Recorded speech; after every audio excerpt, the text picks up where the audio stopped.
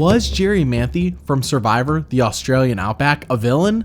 The edit seemed to portray her to be, and we saw that during the stories of Tina Wesson and Colby Donaldson. She certainly wasn't well liked by the cast or by the fan base, but I think the truth of the matter is not quite as obvious as it may seem. So with the question of was Jerri Manthey a villain, we have to define villain and then look at the points in the show that she was portrayed as a negative figure and see if they fit that description. So first, what is a villain?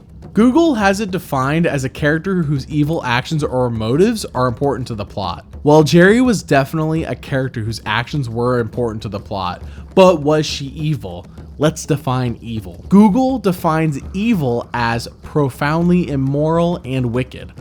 So we need to look at whether her actions were bad according to actual human morals, or if they were portrayed as such by the edit and how people saw them on the island. I have the counter ready, so let's do this thing. Starting in episode 2, we have her accusing Kel of having snuck beef jerky into the game. And what we get is a witch hunt based on no facts and Jerri saying that she saw him eating something brown. And I saw him put something in his mouth and it was like dark brown colored, shredded looking sort of thing. She doesn't say she saw him eating beef jerky when she actually describes what she saw. She just says it was something brown. Jerri blatantly said that she saw something look just like beef jerky go into his mouth, and I believe her actually. She even convinces Tina Wesson to do the dirty work of looking through Kel's bag for said food. You know, it was like a big feeding frenzy. You know, Kel's got beef jerky and he said, look in his backpack real quick.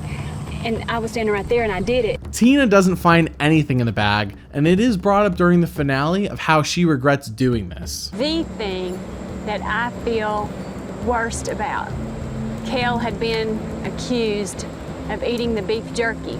Someone said, well, check his bag.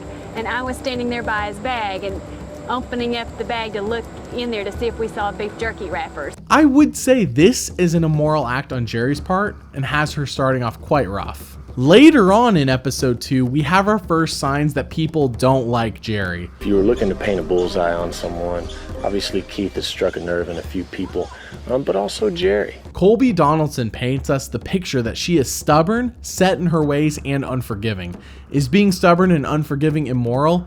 I mean, it is a character flaw, but it isn't immoral. We will chalk this one up as perceived evilness, but not actually evil. Moving on to episode 3, Jerri and Keith are butting heads. Jerri has done well with cooking so far, as once again painted by Colby, and this has put her on equal ground with Keith, who is a professional chef, like that's his job outside of the game. Colby senses that friction has begun between the two, but nothing has come of it yet.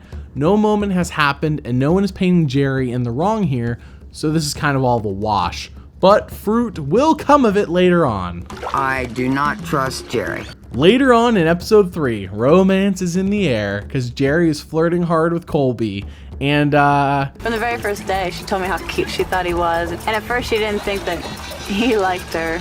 And I was like, Jerri, it's only the second day. he likes it. In fact, he's flirting back with her, because he seems to be into her, and she is definitely into him. I'd really like it if Colby and I got together. He's exactly my type. Plus he's a cowboy, and I'm such a sucker for cowboys. Nothing wrong so far with that. In a confessional, Jerri says that despite this attraction that they have to each other, she still would vote him out if she needed to. If it came down to me having to vote for Colby, I would. Now, this is 12 episodes before Tina says at Tribal how strategy and ethics are not one in the same. Is Jerri being okay with voting out Colby immoral since she has a thing for him? No, but it does make her look cold. But certainly, she's not evil. This is not an evil thing she wants to do. It is part of the game. Oh, Jerri. Jerri and I are getting along great. Every day, we have more fun flirting with each other and seeing how far we can kind of push it. So in episode 4, Keith is a bit peeved that him and Tina are perceived to be at the top of the tribe's pecking order. He lays the blame of this on Jerri and moves his motives from winning the $1 million to ensuring that Jerri doesn't win it. In fact, that's what he tells us. I can tell you one thing, Tina and I are not going to go down without a fight. I came here to win the money, but now my motive isn't to win the money, but to do everything I can to make sure she does not win the money. Now, why does Keith have this perception that Jerri is the reason he's at the bottom? Because Jerri did not say she had built a friendship with Keith and held the majority alliance at Tribal Council in episode 3. Is Jerri not being friends with Keith and holding the majority alliance immoral? No. Later on in episode 4, Tina is doing her best to try and flip Mitchell and Colby to her and Keith's side to get that majority alliance with her and Keith. She does this by painting Jerri as someone who doesn't care about them. She says, quote, unquote, "Do you all realize that you are nothing to Jerri? She's in it to win. She's going to do what it takes to win." Tina explains how when her and Keith were going to fish, Jerri decided to take the boat out instead, which is what Tina and Keith were going to use to go fishing. She also says that Jerri is bossy and domineering. Now, is this a jerk move by Jerri? Yes. Is this evil? No. Does this show that they are nothing to Jerri? Nah, don't see how it relates, so no. The rest of the show shows that this is especially true for Colby. However, I will credit her jerk move as a half point. Even later in episode 4, Colby says that Jerri might as well wear a name tag that says Puppet Master. For not, you know? Hey, don't worry about it. It's not like you're making a deal with the devil here. Because she has Amber and Mitchell in her back pocket. Is that immoral? Is it immoral for her to have Amber and Mitchell in her back pocket? No. Is Colby lying to her, saying that it is him, her, and Amber in the final 3 when he had no intention to follow through with this? Absolutely.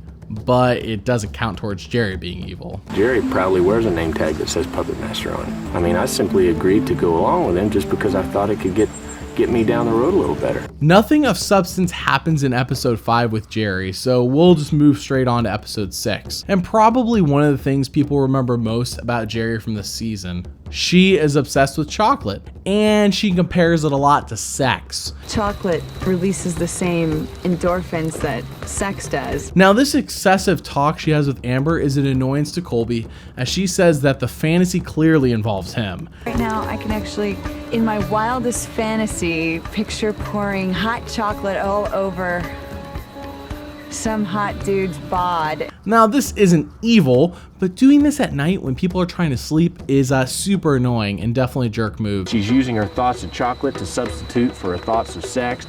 It's just making for a very uncomfortable camping trip. So I will give it a half point. I may be a lot of things, but I ain't no Hershey bar. So nothing significant happens in the merge episode in terms of Jerri being potentially evil. So we move on to episode 8. Here we see Jerri channel her inner Gordon Ramsay, except like 1,000 times tamer. Elizabeth is cooking the rice and she makes it mushy. Is that good? No. Bad, Elizabeth, bad. But did Elizabeth put in an effort to help the entire tribe? Yes. However, Jerri is a bit judgmental and not gracious towards Elizabeth about her cooking. Jerri's over on her log.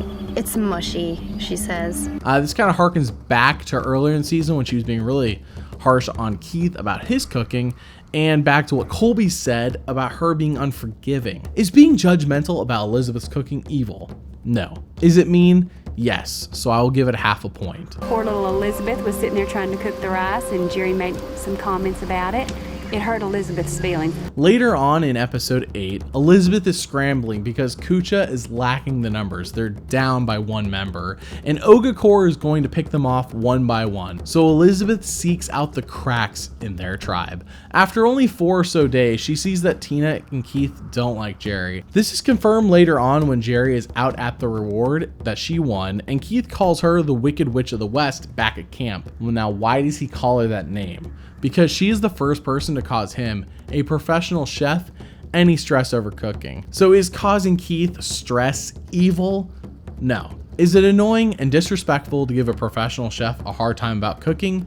Yes. Have we covered this already? Yes. It is late at night in episode 8, and once again, Jerri approaches Colby about an alliance. He lies and says once again that him, her, and Amber are going to be a final 3. He then says to us how she doesn't deserve to win based on how she has treated people.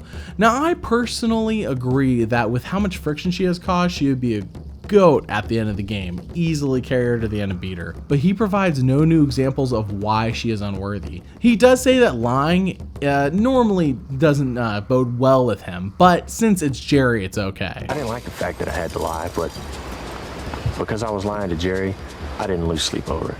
2 wrongs don't make a right, Colby, but this doesn't count against Jerri. Episode 9 is a recap, so we'll skip that, and we move on to episode 10, which is Jerri's boot episode. So far, Jerri has actually done one straight up immoral act, and that was back in episode 2.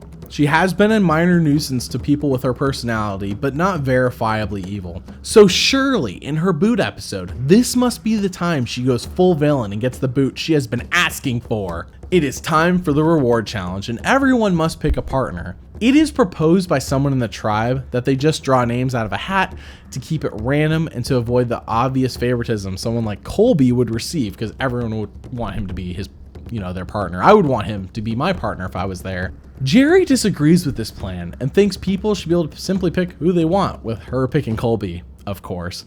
It is stated that this is not fair, and Jerri asks when the game started being fair. Now, is Jerri doing this, saying they should be able to pick and picking Colby, and then saying when has the game been unfair, immoral? No. Is it annoying that she has a different opinion?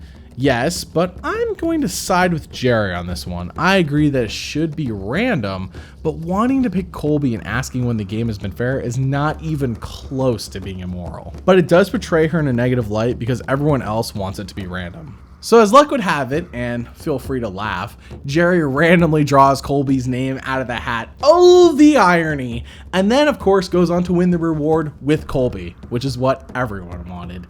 I mean, everyone wanted to win it with Colby, not that for her to win it with Colby. And she senses people are jealous. She has won back-to-back reward challenges, but she doesn't care what the others think. While this is not a winning strategy for the game, it certainly isn't immoral either. Jerri and Colby go on an awesome reward to the Great Barrier Reef, and she compares it to having honeymoon minus the sex. This is basically the perfect honeymoon without the sex. Well there, Jerri, okay.